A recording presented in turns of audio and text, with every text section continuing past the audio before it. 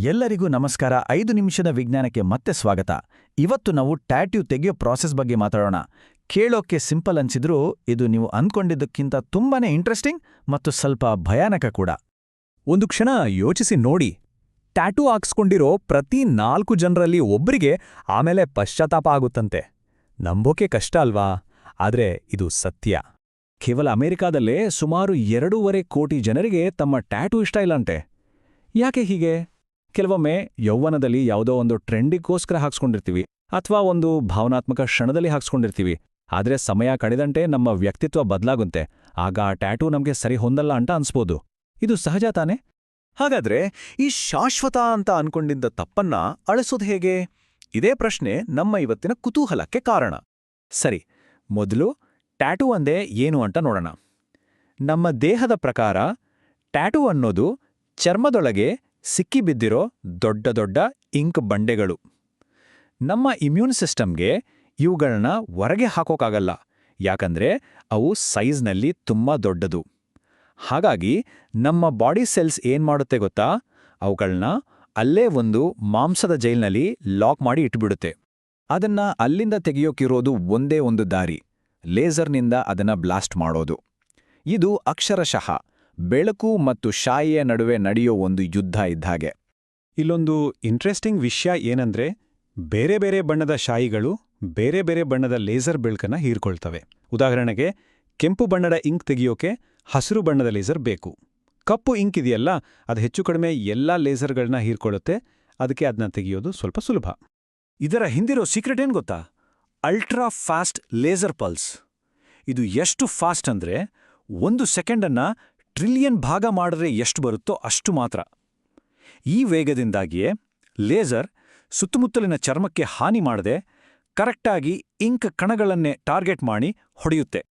ಸರಿ, ಈಗ ರೆಡಿಯಾಗಿ, ಯಾಕಂದ್ರೆ ನಾವೀಗ ಈ ಪ್ರೊಸೆಸ್ನ ಅತ್ಯಂತ ನಾಟಕೀಯ ಭಾಗವನ್ನ ನೋಡಲಿದ್ದೀವಿ. ಅದೇ ನಮ್ಮ ಚರ್ಮದ ಒಳಗೆ ನಡೆಯುವ ಒಂದು ಸ್ಫೋಟ. ಬನ್ನಿ, ಅದನ್ನ ಸ್ಲೋ ಮೋಷನ್ನಲ್ಲಿ ನೋಡೋಣ. ಲೇಸರ್ ಕಿರಣ ಚರ್ಮಕ್ಕೆ ತಾಗಿದ ತಕ್ಷಣ ಕೇವಲ ಒಂದೇ ಒಂದು ನ್ಯಾನೋ ಸೆಕೆಂಡಲ್ಲಿ ಇದೆಲ್ಲ ಆಗಿ ಹೋಗುತ್ತೆ. ಮೊದಲು ಇಂಕ್ ಕಣಗಳು 600 ಡಿಗ್ರಿ ಸೆಲ್ಸಿಯಸ್ನಷ್ಟು ಬಿಸಿಯಾಗ್ತವೆ. ತಕ್ಷಣ ಆ ಶಾಖಕ್ಕೆ ಅವು ಸ್ಫೋಟಗೊಂಡು ಪುಡಿಪುಡಿಯಾಗ್ತವೆ. ಕೊನೆಗೆ ಚರ್ಮದಲ್ಲಿರೋ ನೀರು ಆವಿಯಾಗಿ ಒಂದು ದೊಡ್ಡ ಶಾಕ್ ವೇವನ್ನ ಸೃಷ್ಟಿಸುತ್ತೆ. ಇದೆಲ್ಲ ನಮ್ಮ ಚರ್ಮದೊಳಗ ಆಗ್ತಾ ಇದ್ರೆ ಹೊರಗಡೆ ಕೇಳೋದು ಒಂದೇ ಒಂದು ದೊಡ್ಡ ಕ್ರ್ಯಾಕ್ ಅನ್ನೋ ಸೌಂಡ್. ಜೊತೆಗೆ ಚರ್ಮದ ಮೇಲೆ ವಿಚಿತ್ರವಾಗಿ ಒಂದು ಬಿಳಿ ಗುಳ್ಳೆ ಕಾಣಿಸ್ಕೊಡುತ್ತೆ. ಈ ಬಿಳಿ ಗುಳ್ಳೆ ಇದೆಯಲ್ಲ, ಅದ್ನೇ ಫ್ರಾಸ್ಟಿಂಗ್ ಅಂತ ಕರೆಯೋದು. ಇದು ಬೇರೇನೂ ಅಲ್ಲ, ನಮ್ಮ ಚರ್ಮದೊಳಗೆ ಬಿಸಿ ಗ್ಯಾಸ್ನ ಗುಳ್ಳೆಗಳು ದೊಡ್ಡದಾಗಿ ನಮ್ಮ ಟಿಶ್ಯೂಗಳನ್ನ ಹರಿದು ಹಾಕೋದ್ರಿಂದ ಕಾಣೋ ದೃಶ್ಯವಷ್ಟೇ. ಇನ್ನು ನೋವಿನ ಬಗ್ಗೆ ಕೇಳಿದ್ರೆ ಇದನ್ನ ಅನುಭವಿಸಿದವರು ಹೇಳೋದೇ ಹೀಗೆ: ಯಾರೋ ಕರೆಂಟ್ ಶಾಕ್ ಕೊಟ್ಟ ಹಾಗೆ ಚುರುಕನ್ನು ನೋವಾಗುತ್ತೆ ಅಂತ. ಸರಿ, ಆ ಸ್ಫೋಟದ ಕೆಲ್ಸ ಮುಗಿತು. ಈಗ ಮುಂದೇನು? ನಮ್ಮ ದೇಹದದೇ ಆದ ಒಂದು ಕ್ಲೀನಪ್ ಕ್ರೂ ಇದೆ, ಅಂದ್ರೆ ನಮ್ಮ ಇಮ್ಯೂನ್ ಸಿಸ್ಟಮ್. ಅದು ಈಗ ಈ ಅವಶೇಷಗಳನ್ನ ಹೇಗೆ ಕ್ಲೀನ್ ಮಾಡುತ್ತೆ ಅಂತ ನೋಡೋಣ. ಲೇಸರ್ನಿಂದ ಗಾಯಗೊಂಡ ಜೀವಕೋಶಗಳು ಒಂದು ಕೆಮಿಕಲ್ ಅಲಾರ್ಮ್ ಕಳಿಸ್ತವೆ. ತಕ್ಷಣವೇ ಮ್ಯಾಕ್ರೋಫೇಜಸ್ ಅನ್ನೋ ನಮ್ಮ ರೋಗನಿರೋಧಕ ಸೈನಿಕರು ಆ ಜಾಗಕ್ಕೆ ಧಾವಿಸ್ತವೆ.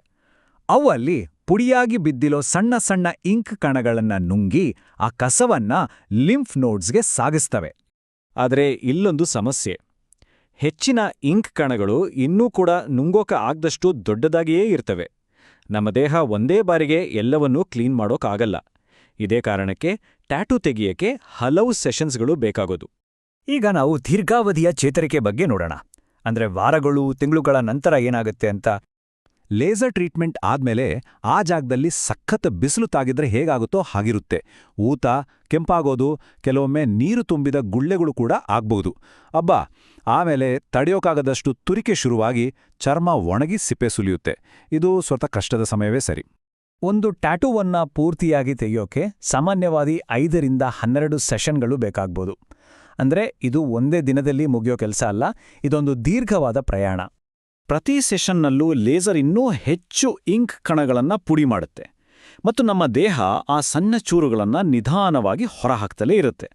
ಇದು ನಿಜಕ್ಕೂ ಟೆಕ್ನಾಲಜಿ ಮತ್ತು ನಮ್ಮ ದೇಹದ ನೈಸರ್ಗಿಕ ಶಕ್ತಿಯ ಒಂದು ಅದ್ಭುತ ಜುಗಲ್ಬಂದಿ. ಕೊನೆಯದಾಗಿ ಇದೆಲ್ಲ ನಮ್ಮನ್ನ ಒಂದು ದೊಡ್ಡ ಪ್ರಶ್ನೆಯ ಮುಂದೆ ನಿಲ್ಲಿಸುತ್ತೆ: ನಾವು ಮಾಡುವ ಯಾವುದೇ ಆಯ್ಕೆ ನಿಜವಾಗಿಯೂ ಶಾಶ್ವತನಾ?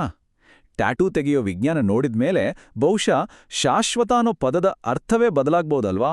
ಈ ಪ್ರಶ್ನೆ ಬಗ್ಗೆ ನಿಮ್ಮ ಅನಿಸಿಕೆ ಏನು? ಕೆಳಗೆ ಕಾಮೆಂಟ್ನಲ್ಲಿ ತಿಳಿಸಿ.